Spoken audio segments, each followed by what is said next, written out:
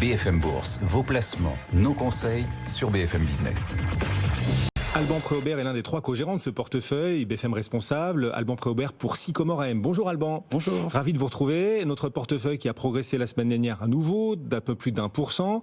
On va en parler dans un instant. Juste avant, quand même.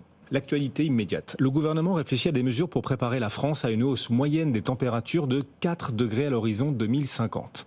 Et c'est dans ce contexte que France Stratégie aujourd'hui met en garde à travers un rapport. France Stratégie nous dit que décarboner l'économie va ralentir la croissance. Vous pensez que l'investissement dans la transition allait au contraire apporter un surplus de croissance? Non, ça va ralentir la croissance. Alors il y a quelques mauvaises nouvelles dans ce rapport. La première, c'est par rapport à la planète. La planète va mal. Et donc ce rapport ne remet pas du tout en question l'urgence d'agir. Donc là, il n'y a pas de changement. Il n'y a pas de changement non plus finalement sur l'intérêt d'agir, même si ça peut ralentir la croissance, ça peut amener des mécanismes inflationnistes pendant la décennie à venir, qui peut être un peu critique selon ce rapport. Mais sur le long terme, plus on retarde l'action climatique, plus ça va coûter cher et plus la croissance va ralentir. Également à long terme, faire ces investissements pour la transition énergétique permettra d'avoir plus de croissance, une croissance plus verte et plus durable qu'elle ne le serait si on maintenait ces énergies un peu grises, marron, voire noires avec les énergies fossiles.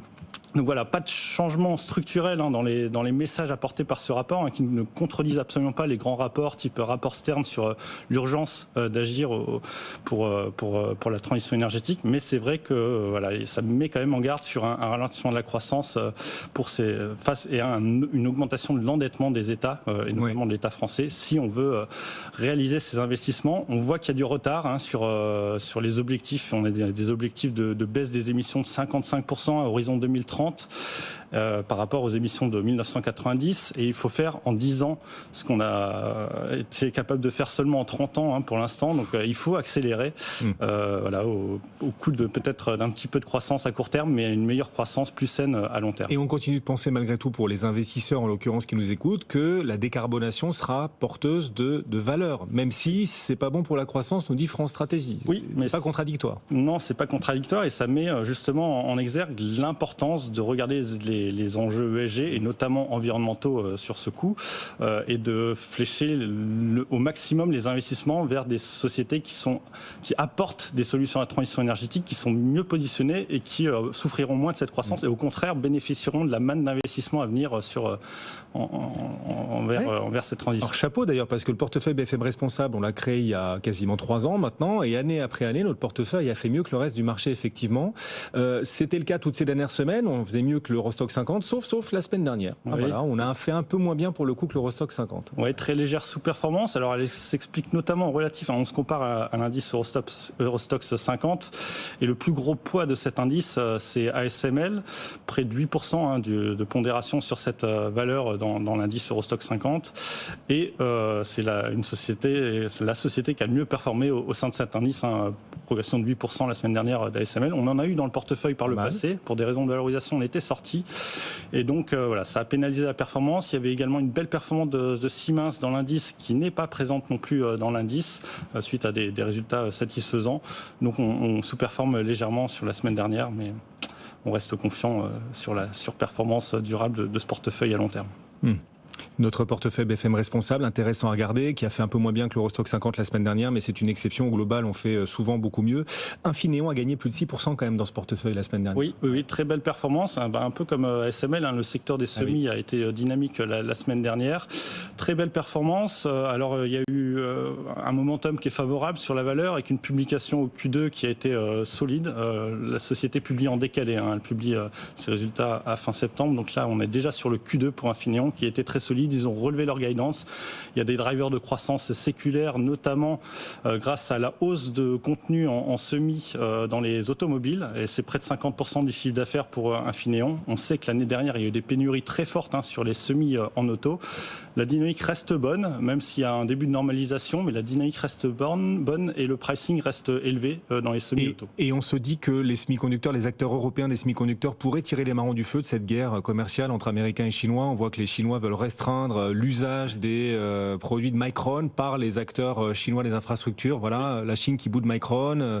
Ça peut profiter à nos acteurs européens ou pas? Oui, il y a des réglementations en Europe, avec le Chip Act notamment, qui vont soutenir ces valeurs, ces semi-conducteurs en Europe. Donc voilà, pas mal de bonnes nouvelles du côté d'Infineon. Antoine Larigauderie nous appelle 16h25 depuis la Tour Euronext. Antoine en direct sur BFM Business.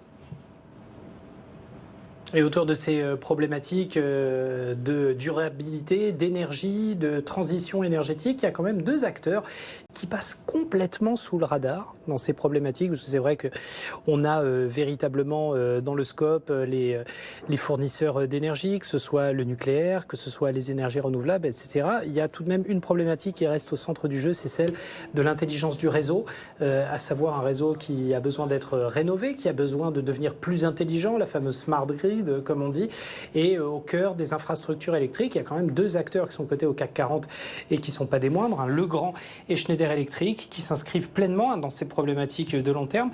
Alors Legrand, en plus, a un petit peu de retard, parce que c'est un titre qui gagne quand même 16,8% depuis le début de l'année, mais si on regarde, par exemple, plus 3,7% sur un mois, plus 1,3% sur les 5 dernières journées de bourse, Schneider Electric a pris beaucoup d'avance avec plus 25% depuis le début de l'année et plus 7% sur un mois, mais ça vaudrait peut-être le coup d'y regarder un petit peu à deux fois pour des placements long terme, parce que encore une fois, ce sont des champions français et champions européens qui sont au cœur de ces modifications durables de l'infrastructure électrique. Alban?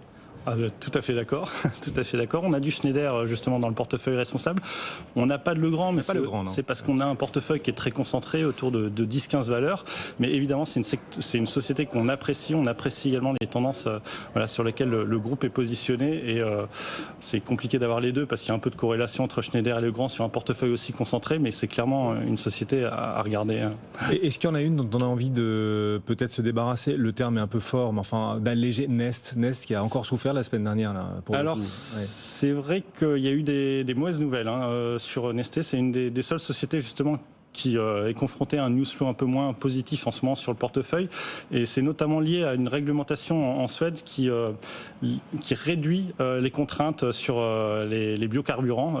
Donc du coup, Nestlé va avoir un peu plus de mal à écouler son stock de biocarburants en Suède. Il va réussir à l'écouler dans d'autres pays, mais peut-être avec des coûts plus élevés, des marges moins élevées.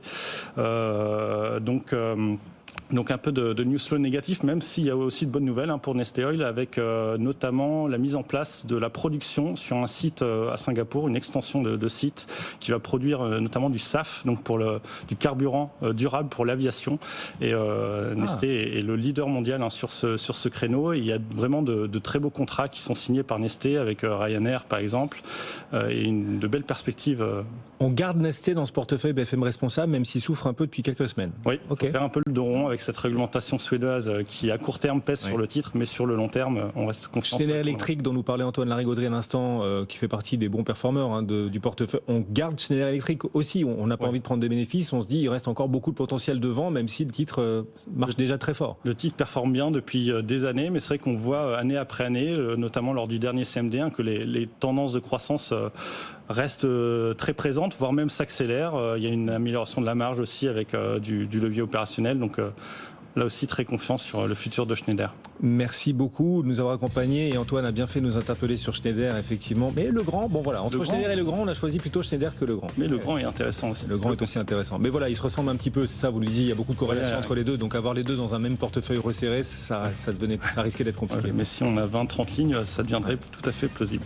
Merci Alban de nous avoir accompagnés. Donc un des 3 co-gérants de ce portefeuille BFM responsable, avec Guillaume Chalouin pour Delubac et Frédéric Rosier pour Mirabeau France, les 3 co-gérants de ce portefeuille BFM responsable. Salut Alban, à bientôt. Merci.